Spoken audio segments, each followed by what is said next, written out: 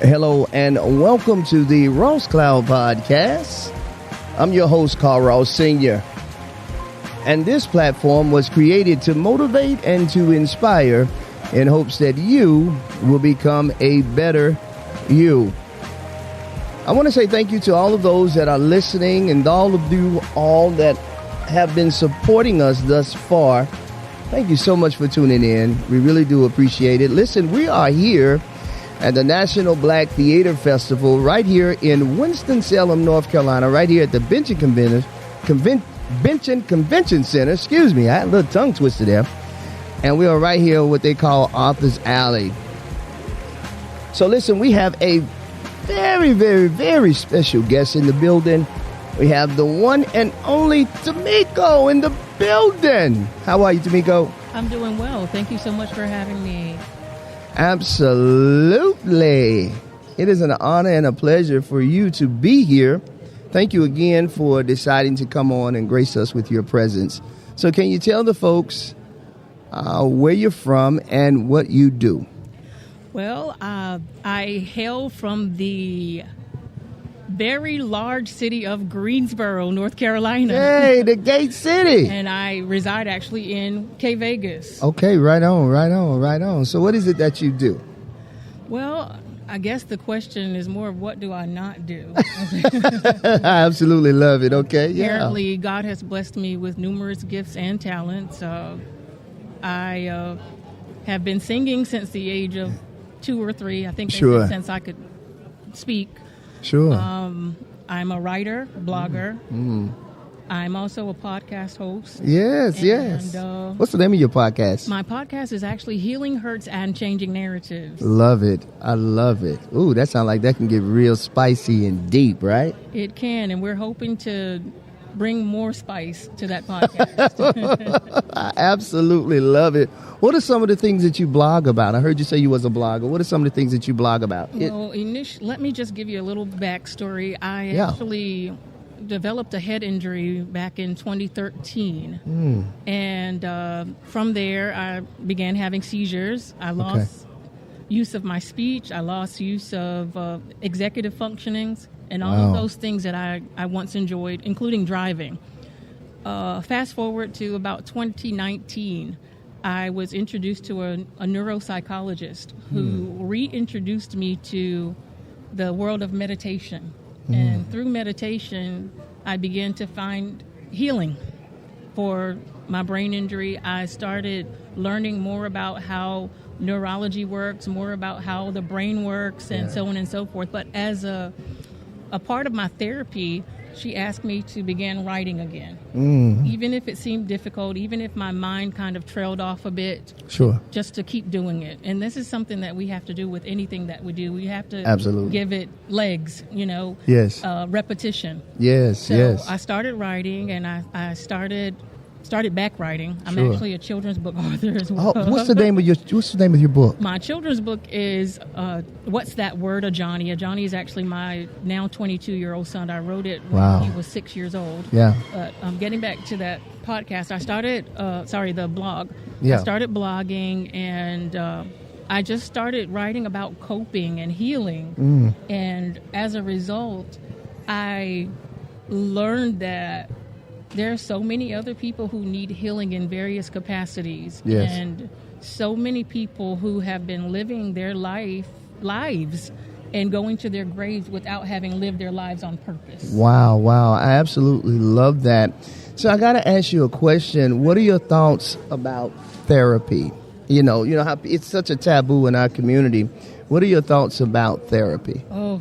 My thoughts about therapy, I am probably the correct person to ask that because I am an absolute advocate for therapy. Gotcha. I believe that it is necessary. I don't believe that it's necessary just for one particular culture or race. I think that it is necessary and available for anyone who desires it. Yes. Also, I believe that oftentimes people use it as a way of judging people and say, you know what, you need help or you need this. Well, in some capacity, all of us need help in some manner. Sure. And if therapy helps you to get over whatever it is that you've been holding on to or harboring for the majority of your life, by all means, reach out to someone. Yes. I have a therapist. Yeah. I think that's so important. If you're hurting, then just ask for someone to heal you, or try to find those resources. Man, this is so good. This is awesome. So when did you begin to start meditating? Can you talk to us about meditating? I think a little bit. Meditation has always been a part of me. I think that meditation, in fact, has been a part of each of us. We just didn't give it a name. Okay, I got you. Sometimes meditation is just taking time to just take in some deep breaths, or walk outside and take in the sights, you know, and just not speaking. It gives you the opportunity to clear your head, and, you know, there's no religious component attached to it. Absolutely. You know, originally people, particularly in the Christian community, you would have people say, oh, that's against God, or that's against our religion. Yeah. Absolutely not. Yeah. You know, praying is talking to God, and the way I describe it is meditation is being quiet and still and hearing what it is he has to say. Sure. You know, if we're talking and praying all the time, how are we able to be directed by what it is he's telling us to do? Right. Sometimes you hear more in silence. It's Absolutely. good to just be quiet. You hear more when you're silent. Yes. So what's the best time for you when it comes to meditating? Is it mornings or evening, or do you really not have a specific time that you do it? I would say that originally, I would try to place a time on it. Yeah. And it would be first thing in the morning, and then for maybe 10 to 15, even 20 minutes prior to going to bed. Yeah. But I would say anytime that you feel yourself becoming stressed, whether you're out throughout the day, walking, working, you can simply sit at your desk and just take about 10 minutes and allow yourself to just breathe. That's something that I promote on my website. T-shirt that says just breathe. Yeah. You know, sometimes we just need to simply do that one little thing. And just breathe. Just breathe. Yeah, and that doesn't take a whole lot of effort. Yeah. All you have to do is breathe. All you have to do is just breathe. Yes, absolutely. So what kind of music do you listen to when you are meditating? So like what are you listening to when you're meditating? I think that music is really a personal preference. For me, I don't need music to meditate. Yes. You know, I just do it. Sure. As far as music, I love probably just about every genre of music. Sure. If it's something that I like it. I love it. So you don't necessarily have a particular type of music that you listen to when you meditate? No, absolutely not. I don't need music to meditate. I got you. Yes. What about natural sounds?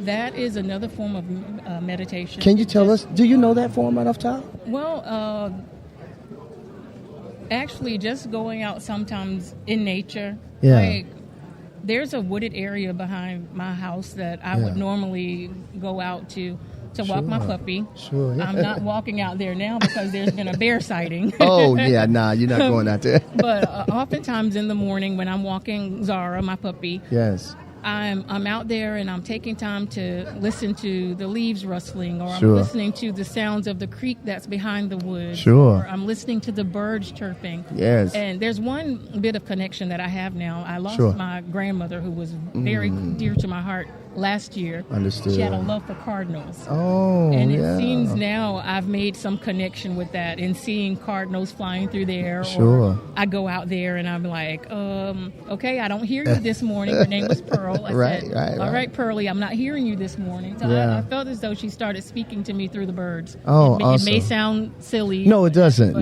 But that's my connection. Yes. I've heard my mom say it's angels. She references angels whenever a cardinal lands on her porch or near her. She was like, that was an angel, a visitation from an angel. So I get it. Yeah, and I remember she also taught me, and I passed it on to my son, taught several of us to blow kisses at the partner. Yeah, that's another one. Yeah. And so when I see them, I do that. And we never thought about those things growing up. We just heard them say it. But that's a form of meditation. Okay, I get it. Thank you for that. Simple things, or just riding in your car and then you're deciding to just turn the music off. You're basically, what meditation is, it's cutting everything else off, whatever the distractions are, and focusing on what's in front of you. Oh, I absolutely love that. I love it. I'm going to give you a hand clap for that, sister, okay? We're just going to give you a hand clap and be in the moment with that, okay? So what other forms of meditation, or do you do yoga? I have practiced yoga in the past. Okay. I am not doing it currently. I need to get back into it. Sure. I do need to get back into it. How important would that be so far as health and wellness? Well, the thing is, I think that particularly in the pandemic, during the pandemic, I'll say prior to as well, we have become so comfortable with sitting and becoming sedentary. Yeah, that's so true. That our body parts don't move like they once did. And as we get older, our body parts don't move like they once did. Yeah, absolutely. And, yoga helps with that because it's allowing you to stretch those body parts and get them moving in the areas that they haven't been moving for some time. I got you. It allows you to become flexible. Yeah. And again, you don't have to do any chanting or any of those things if that's not what you choose to do. Sure. And that's another form of meditating too, right? Absolutely. The chanting too. Yeah, it is another form. And if that's what individuals select to do, then, so be it. Right. Yeah. I got you. So I heard you talk earlier as we were conversing earlier. I heard you talk about speaking different languages. Okay, then. Yeah. Well, I do speak different languages. Okay, then. Okay. Yeah. I try not to do it unless I absolutely have to. Okay, enough said then. We're going to leave that. No, it's okay. Okay. I actually teach non-native English speakers. I think that's where you're getting at. Absolutely. But one of the methods I use is immersing them in the English language. So I'm forcing them to use English all the time. Okay, understood. And totally the reason why is because oftentimes when individuals move from their various countries, they tend to populate themselves with other individuals from those countries. Understood. So they don't learn the other languages. I understand. Particularly English. Yes, I understand. Thank you for that. Thank you for that. Yeah. What do you love about teaching? There's so much that I love about it. But, just the transition in itself. And I'm definitely not where I want to be with the Lahari Language Academy. Sure. I'd like to see it grow. Yeah. But I just love the students and their desire to learn this language that is being used here in a country that they're so unfamiliar with. Sure. Because oftentimes they come here and they're frightened and they have a fear of being judged because they may not pronounce something correctly. And then they're also hearing people tell them, go back to your country, or you need to speak English, or you need to, So I'm trying to break those cycles. Sure. Thank you so much for that. Can you tell the folks about your website and how the folks can reach out to you in closing? Well, not all the way in closing, but as we begin to close, can you tell the folks how they can connect with you, Taamico? Absolutely. So you can reach me on my website is justtaamico.com. That's JUSTTAAMICO.com. And for my podcast, you can reach me at justtaamico.com/podcast. And that will take you to my podcast. There, you'll have the opportunity to select whatever listening platform you desire. Currently, I'm using Stitcher, Anchor,